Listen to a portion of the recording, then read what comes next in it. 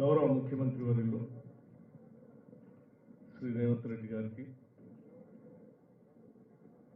రాష్ట్ర కాంగ్రెస్ వ్యవహారాల incharge AICC secretary శ్రీమతి దీపాదాస్ వంశీ గారికి, ఈ కార్యక్రమానికి ఏఐసిసి నుంచి ముఖ్య అతిథిగా చేసినటువంటి మాజీ కేంద్ర మంత్రివర్యులు, ప్రముఖ న్యాయ నిపుణులు కూడా శ్రీ సల్మాన్ ఖుర్షీద్ గారికి, అట్లాగే నా తోటి సహచర మంత్రివర్గ సభ్యులందరికీ, శాసనసభ్యులకి, మాజీ రాష్ట్ర కాంగ్రెస్ కమిటీ అధ్యక్షులందరికీ, కార్యక్రమంలో పాల్గొనడానికి ఇక్కడ చేసినటువంటి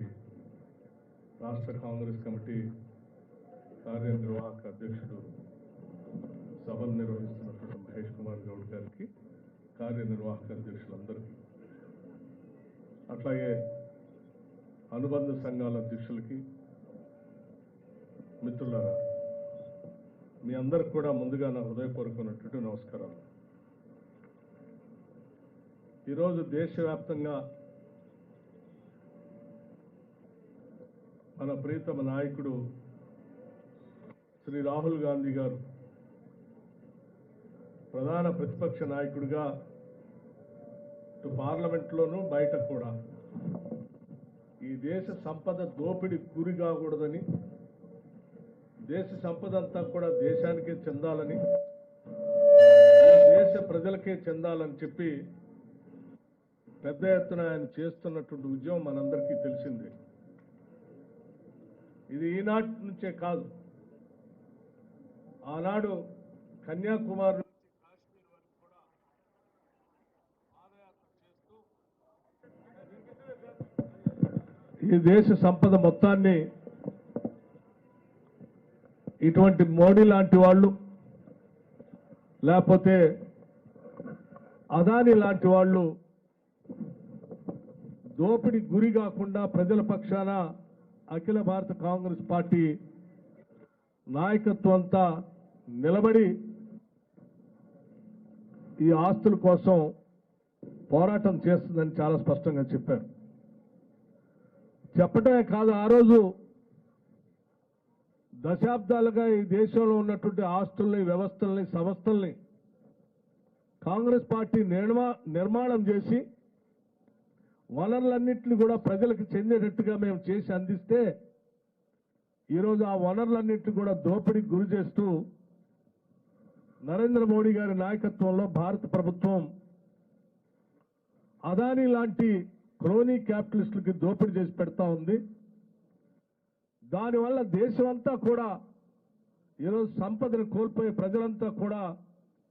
వారి వారి ఆస్తులను కోల్పోయేటువంటి ప్రమాదంలో దేశం పడింది. ఈ దేశం కోసం అఖిల భారత కాంగ్రెస్ కమిటీ పక్షాన మనమందరం నిలబడాలని చెప్పి ఆయన పెద్ద ఎత్తున పిలిపించినటువంటి విధానం కూడా మనందరికీ తెలిసింది. ఆనాడు వారు మాట్లాడినప్పుడు దేశంలో ఉన్నటువంటి వాళ్ళంతా కూడా పెద్దగా స్పందించకపోయినప్పటికీ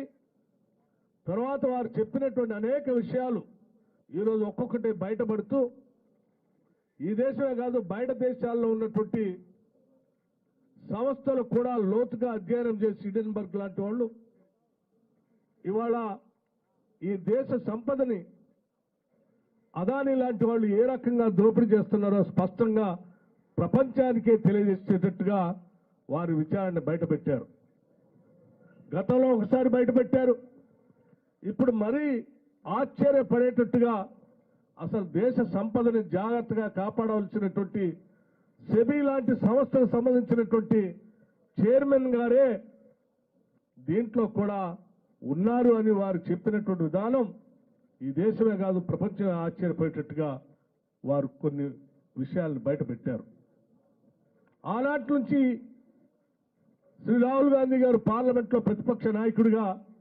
గళమెత్తి వినిపిస్తూ వచ్చారు. వారు ప్రత్యేకంగా చెప్పారు కూడా, మేము చెప్పేదే మీరు చేయాలని లేదు, కానీ మేము చెప్పేది మాత్రం వాస్తవం. ఈ వాస్తవాన్ని బయటకు తీసుకొని రావటం కోసం మాతో పాటు అవసరమైతే ఈ జాయింట్ పార్లమెంటరీ కమిటీ పార్లమెంటుకు సంబంధించినటువంటి అన్ని పార్టీలతో కలిపినటువంటి జేపీసీని నియమించి ఈ దేశ సంపదను కాపాడటం కోసం, ప్రజలను కాపాడటం కోసం మీరు ముందుకు రావాలి అని చెప్పి ఈ దేశ ప్రధానిని పార్లమెంట్లో నిలదీస్తే వారు తప్పించుకొని పోయినటువంటి వైనాన్ని కూడా ఈ దేశ ప్రజలంతా చూసి ఆశ్చర్యపోయారు. అందుకే ఈరోజు పార్లమెంట్లో ఈ దేశానికి నాయకత్వం ఇస్తున్నటువంటి ప్రధానమంత్రి గారు స్పందించకపోతే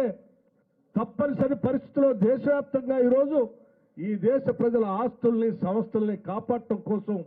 తప్పనిసరి పరిస్థితుల్లో అఖిల భారత కాంగ్రెస్ కమిటీ శ్రీ మల్లికార్జున్ ఖర్గే గారి నాయకత్వంలో దేశవ్యాప్తంగా ఈరోజు పిలుపిచ్చింది. ప్రజల పక్షాన, రాష్ట్రాల పక్షాన, దేశం పక్షాన, ఈ దేశానికి స్వాతంత్రం తీసుకొచ్చిన కాంగ్రెస్ పార్టీ పక్షాన ఈ దేశ సంపదను కాపాడే బాధ్యత మరొక్కసారి మనం అందరం భుజస్కంధాలపై వేసుకొని ఈ దేశాన్ని కాపాడాల్సిన అవసరం ఉందని చెప్పి దేశం కోసం ఈరోజు కాంగ్రెస్ పార్టీ అన్ని ఈడీ కార్యాలయాల ముందు ఈరోజు పెద్ద ఎత్తున నిరసన దీక్ష చేసేటువంటి కార్యక్రమాన్ని కాంగ్రెస్ పార్టీ చేపట్టింది. అందులో భాగంగానే ఈరోజు తెలంగాణ రాష్ట్రంలో కూడా దేశంతో పాటు ఈడీ కార్యాలయం ముందు రాష్ట్ర ముఖ్యమంత్రి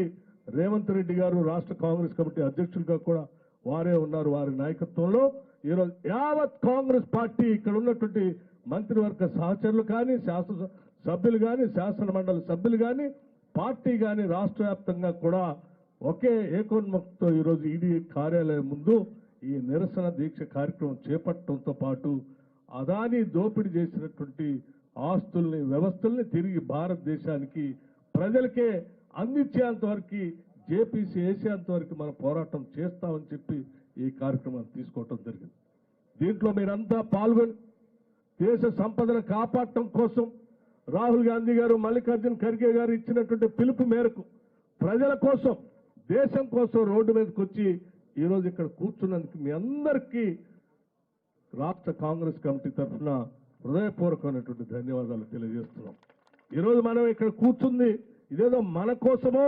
లేకపోతే కాంగ్రెస్ పార్టీ కోసమో కాదు. ఈరోజు మనం అందరం ఇక్కడ రోడ్డు మీద ఈడీ కార్యాలయం ముందు కూర్చున్నది ఈ దేశం కోసం, దేశ ప్రజల ఆస్తుల్ని కాపాడటం కోసం. ఈ సంపదని ఎవరో కొద్దిమంది క్రోనీ క్యాపిటలిస్టులు దోపిడీ చేస్తూ ప్రజలకు చెందాల్సినటువంటి ఆస్తుల్ని, వ్యవస్థల్ని ప్రజలకి కాకుండా చేస్తున్నటువంటి వ్యక్తుల నుంచి ఈ దేశాన్ని కాపాడటం కోసం మరొక్కసారి కాంగ్రెస్ పార్టీ ఈరోజు దేశవ్యాప్తంగా చేస్తున్నటువంటి ఈ కార్యక్రమం ఒక గొప్ప ఉన్నతమైనటువంటి కార్యక్రమం. ఇటువంటి నోబెల్ కార్యక్రమం, ఉన్నతమైన కార్యక్రమం కోసం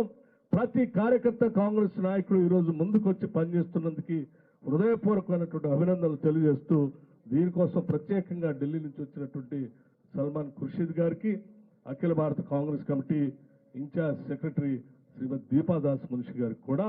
ప్రత్యేకంగా ధన్యవాదాలు తెలియజేస్తూ, నాతో పాటు పాల్గొన్నటువంటి మిత్రులందరికీ నా హృదయపూర్వకమైనటువంటి ధన్యవాదాలు తెలియజేస్తూ, మనం అందరం ఈ దేశ సంపదను కాపాడేంత వరకు ముందుండి నడుద్దామని చెప్పి మీ అందరికీ మరొకసారి నా హృదయపూర్వకమైనటువంటి ధన్యవాదాలు తెలియజేస్తూ సెలవు తీసుకుంటాను. జై హింద్, జై కాంగ్రెస్.